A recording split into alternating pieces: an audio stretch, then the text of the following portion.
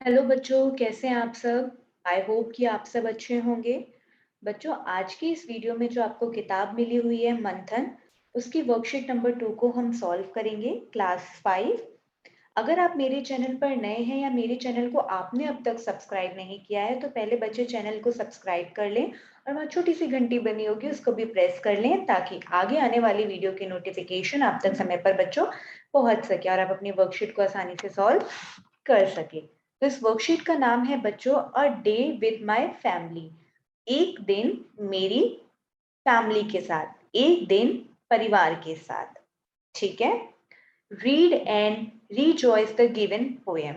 आपको एक पोम दी गई है नीचे, उसको आपको पढ़ना है, फिर मैं आपको उसका मतलब बताती हूँ। Some of us are big and some are small. यहाँ पर फैमिली की बात की गई है।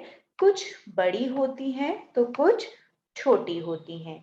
It makes no difference to us at all.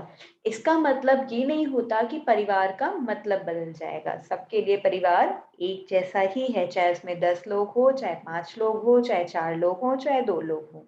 परिवार परिवार होता है। Some go to school and some go to work. एक ही परिवार में कई स्कूल जाते हैं तो कई काम पर जाते हैं। Everything we do has its own perk. जो भी हम करते हैं उसके अपने ही फायदे हैं, अपने ही पर्क हैं। Yesterday, today, tomorrow and forever. बीता हुआ कल, आज, आने वाला कल और हमेशा। Is every day with my family boring? क्या हर दिन मेरा परिवार के साथ रहने में बोरियत आती है? नेवर, कभी नहीं। We all are the birds of same feather. हम एक ही फेदर के बर्ड हैं। We are bound to flock together. हम एक साथ ही रहने के लिए बने हैं। अब आपका प्रश्न है बच्चों, with the help of a teacher, adult, dictionary. Teacher की मदद से, किसी बड़े की मदद से या डिक्शनरी की मदद से find synonyms of the words given below. Also right there meaning in Hindi. यहाँ पर आपको कुछ शब्द दिए गए हैं, 3 शब्द दिए गए हैं, आपको सिनोनिम ढूंढना है, यानी कि आपको वो शब्द ढूंढने हैं जिसका सेम मतलब हो। जैसे डिफरेंस का मतलब होता है डिसिमिलैरिटी, हिंदी में मतलब होता है अंतर। बोरिंग का मतलब होता है मोनोटोनस, उबाऊ। सेम का मतलब होता है अलाइक, जिसका मतलब है समान।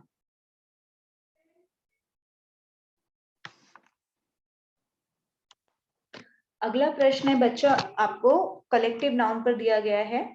फॉर एग्जाम्पल, कलेक्टिव नाउन के लिए आपको बताया गया कि कलेक्टिव नाउन है क्या। Family is a collective noun. पहले आपको एग्जाम्पल दे दिया गया कि कलेक्टिव नाउन क्या है। एक फैमिली उदाहरण दे दिया गया है कि आप फैमिली को एक कलेक्टिव नाउन की तरह देखते हैं। अब फैमिली में क्या कोई स्पेसिफाई कर रखा है कि फादर, मदर या ब्रदर, सिस्टर? नहीं। कलेक्टिव मतलब जब आप किसी ग्रुप की बात कर रहे होते हैं, किसी यूनिट की बात कर रहे होते हैं। It stands for one unit or group but consist of more than one person. तो एक ग्रुप की बात की जा रही है, लेकिन उसमें क्या है, एक से ज्यादा लोग हैं। जैसे यहाँ पे कुछ आपको एग्जाम्पल दिए गए हैं, आपको करना है। A flock of birds, a team of players. ठीक है, प्लेयर्स की टीम होती है। An army of soldiers, a choir of singers. ठीक है। नेक्स्ट क्वेश्चन है, write all words that come to your mind when you hear the word family and make a word map. आपको वो सभी शब्द लिखने हैं, जब आप एक फैमिली सुनते हैं इस शब्द को, तो जो भी आपके दिमाग में आता है वो सारे शब्द आपको इसमें लिखने हैं। तो लिखा है support, love, care, happiness, backbone और टुगेदरनेस। अगर इसके अलावा भी आपको कोई और आते हैं तो आप उसे लिख सकते हैं। अगला है बच्चों, family members who are more in age than us are called elders.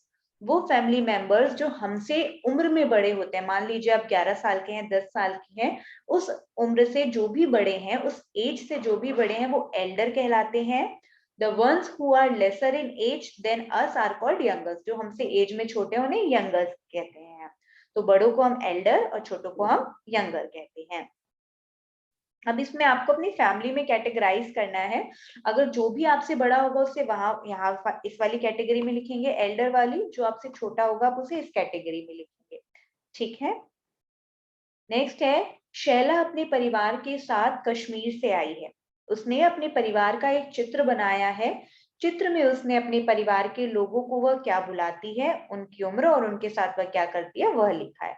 तो देखिए, ये रही शैला 10 साल की, साथ पढ़े और खेले बोई के साथ जो 6 साल का है, नई कहानियां सुनाए नायन 68 ईयर, मुझे खूब हंसाए बेने 3 महीने की, और रोज काम पर जाए मोल और मोज 33 और 34 साल के हैं ये। और ऐसे ही एक दादाजी के बाद रोज घुमाए 73 साल की। तो अब आपको ऐसे ही करना है कि आप अपने आप को यहाँ पर बीच में लिखेंगे। पहले आप अपने आप को लिखेंगे यहाँ बीच में, और आपके घर में जो भी लोग हैं उनका आप चित्र बनाएं या फिर नाम लिखें। ठीक है, जैसे आपकी मान लीजिए आपके पापा का नाम राजेश है तो आप यहाँ राजेश लिख देंगे और उनकी उम्र। आपकी मम्मी का नाम मीना तो उनकी उम्र। फिर आप ऐसे ही बनाकर उनके साथ आप क्या क्या काम करते हैं वो लिखेंगे। ठीक है, अगला है, परिवार भिन्न भिन्न प्रकार के होते हैं। आपका परिवार और आपके दोस्त के परिवार से भिन्न हो सकता है। तो आप उसके बारे में क्या जानना चाहते हैं, सवाल पूछिए। याद रहे, जब भी हम सवाल पूछते हैं तो ये प्रश्नवाचक चिन्ह लगाते हैं। तो अब आपको ऐसा ही करना है, सवाल पूछना है। तो देखिए ये रहा, आप सवाल पूछेंगे, आपके परिवार में कितने लोग रहते हैं, आपके पापा क्या काम करते हैं, आपके कितने भाई बहन हैं, आपकी मम्मी क्या काम करती है, आपको अपने परिवार में सबसे अच्छा कौन लगता है और क्यों। तो इसका उत्तर ये हो जाएगा, आप ये लिखेंगे। अगला आपका प्रश्न है बच्चों, इन प्रश्नों के आधार पर लिखिए आपका और आपके दोस्त का परिवार कैसे भिन्न है। देखिए यहाँ पर इतने लोग रहते हैं, सबकी फैमिली अलग अलग है। किसी की फैमिली में कितने लोग रहते हैं, किसी में कुछ, किसी का कोई और काम होता है, किसी का कोई और, तो सब भिन्न होते हैं। तो यहाँ पर अंतर बताया गया, आपका और आपके दोस्त का परिवार। मेरे परिवार में केवल 4 लोग रहते हैं, मेरे दोस्त के परिवार में 6 लोग रहते हैं। मेरे पापा शिक्षक हैं, मेरे दोस्त के पापा की अपनी कपड़ों की दुकान है। मेरा एक भाई है, मेरे दोस्त की एक बहन है। मेरे परिवार में मुझे मेरे पापा बहुत अच्छे लगते हैं क्योंकि वो मुझे रोज पढ़ाते हैं। मेरे दोस्त को उसकी मम्मी बहुत अच्छी लगती है क्योंकि वो उसे रोज खाना बना के देती है। सबका अपना अलग अलग है, सब अलग अलग है, तो हमें इसको एंजॉय करना चाहिए। प्रश्न 9 आपसे पूछा गया है, क्या पालतू जानवर भी हमारे परिवार का एक हिस्सा होते हैं, कैसे। अगर आप हाँ या ना कह रहे हैं तो क्यों। आजकल तो लोग बहुत पालते हैं इसको। तो हाँ, पालतू जानवर भी हमारे परिवार का हिस्सा होते हैं क्योंकि वह भी हमारे सुख दुख का हिस्सा होते हैं और हमारे साथ अपना जीवन व्यतीत कर रहे हैं। तो इसका उत्तर आप ये लिखेंगे। ठीक है बच्चों, प्रश्न 10वें में आपको पूछा गया है, चित्र में कुछ परिवार दिखाए गए हैं, किन्हीं 2 परिवारों को चुनिए और उनके बीच की समानताएं और अंतर लिखिए। तो देखिए, हरिशरण का परिवार, क्षमा का परिवार, करुणा का परिवार, माया का परिवार और अरविंद का परिवार। तो इसमें आप समानताएं और असमानताएं जब लिख रहेंगे तो आप ऐसे लिखेंगे, हरिशरण और करुणा। इस परिवार में कुल 4 सदस्य हैं, इस परिवार में कुल 6 सदस्य हैं। ये एकल परिवार है, यह संयुक्त परिवार है।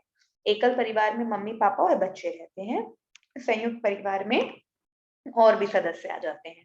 इस परिवार में सभी मिलजुल कर रहते हैं, इस परिवार में भी सभी मिलजुल कर रहते हैं। तो इसका यह उत्तर था।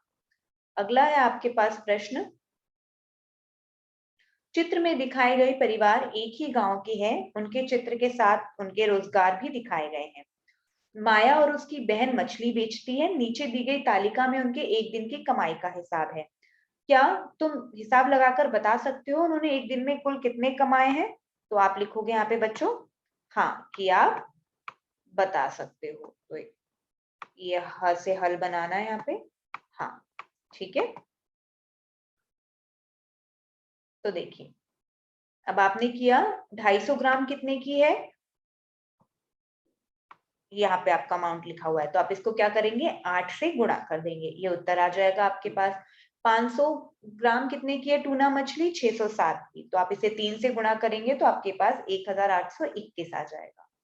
सिल्वर पोम्फ्रेट कितने की है, 500 ग्राम, ये लिखा हुआ आपका अमाउंट, आप इसको किससे 5 से गुणा कर देंगे, 5 से नहीं करेंगे क्योंकि अब एक सेकेंड, 500 ग्राम, तो 500 ग्राम 1 किलो, फिर 1 किलो, हाँ, आप 5 से ही इसको गुणा कर देंगे। ठीक है, रोहू मछली 250 ग्राम जो है 150 की है, तो 450 के लिए आप इसको किससे गुणा करेंगे, 1 किलो में इसमें 250 में 4 बनते हैं।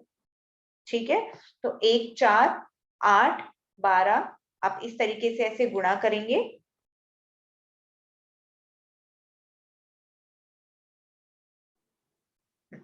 अगर आप देखें तो 250 ग्राम 150 की, तो आप आधा किलो कितनी की हुई 300 की, 1 किलो कितनी की हुई बच्चों 600 की, और 4 किलो 2400, और फिर 300 जोड़ेंगे 2700।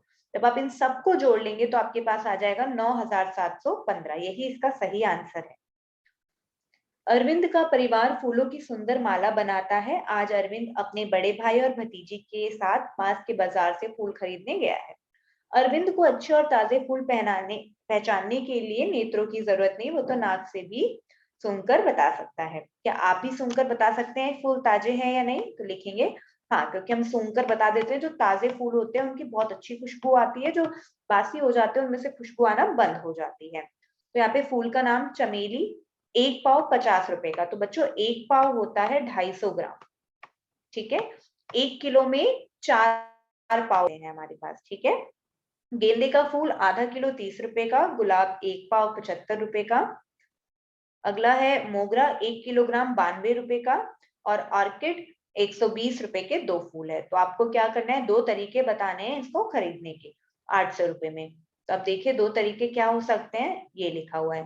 3 पाव चमेली लिया 150, 350 किलोग्राम गेंदे का फूल 210, 3 पाव गुलाब 225, 1 किलोग्राम मोगरा 92, 2 ऑर्किड 120 रुपए। दूसरा तरीका ये है, 2 पाव चमेली, 350 किलोग्राम गेंदे का फूल, 3 पाव गुलाब, 2 किलोग्राम मोगरा और 1 ऑर्किड। अब इनको जोड़ेंगे तो आप पता लगा सकते हैं ये 800 के अंदर ही अंदर आ जाएंगे, ठीक है।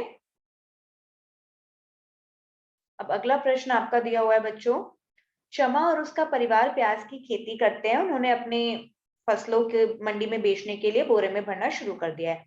अगर 1 किलोग्राम में लगभग 15 प्याज आती है, तो 1 किलोग्राम में 15, 35 किलो में जब आप इसको गुणा कर देंगे तो आ जाएगा 525 प्याज आएंगी। अगला है बच्चों, हरि शरण के पास गाय थी और वह गाय का दूध बेचकर अपनी जीविका चलाता था। हरि शरण की 1 महीने की कमाई के ऊपर एक प्रश्न बनाइए। तो आप क्या प्रश्न बना सकते हैं बच्चों? अगर आप अपनी मर्जी से कोई और प्रश्न बनाते हैं तो बहुत अच्छी बात है। जैसे हरि शरण 60 रुपए प्रति किलो के हिसाब से हर दिन 20 किलो दूध बेचता है, तो बताइए 1 महीने में उसकी कितनी आमदनी होगी। तो पहले आप 1 दिन का निकाल लेंगे, फिर 30 दिन का, फिर पर आपको अभी 1 दिन और 30 दिन का नहीं निकालना है, बस आपको प्रश्न बनाना था। अगला है बच्चों 12th क्वेश्चन जो है, जागृति found angles in her name. तो देखिए उसने क्या किया, 3 तरीके के एंगल आपको बताए गए हैं। एक जो राइट एंगल से कम हो, एक राइट एंगल, और एक राइट एंगल से ज्यादा। तो देखिए ये है राइट एंगल, ऐसे बनेंगे या ऐसे बनेंगे, ये लेस देन, और फिर जो ज्यादा मुंह खुले जिनका वो है मोर देन राइट एंगल। अब आपको मान लीजिए आपका नाम राम है, तो इस तरीके से आप एंगल बनाएंगे अपने नाम में। जहां एंगल कहाँ बनते हैं, जहां पर भी 2 लाइनें मिल रही हो, जहां पर भी आपको 2 लाइनें मिलती हुई नजर आ रही हैं वो एंगल बनते हैं। तो आपको वहां एंगल बना देना है, फिर नापना है। जैसे राम में कितने हैं, राइट एंगल 5, राइट एंगल से ज्यादा 4, और राइट एंगल से कम वो 5 हो गए, ठीक है।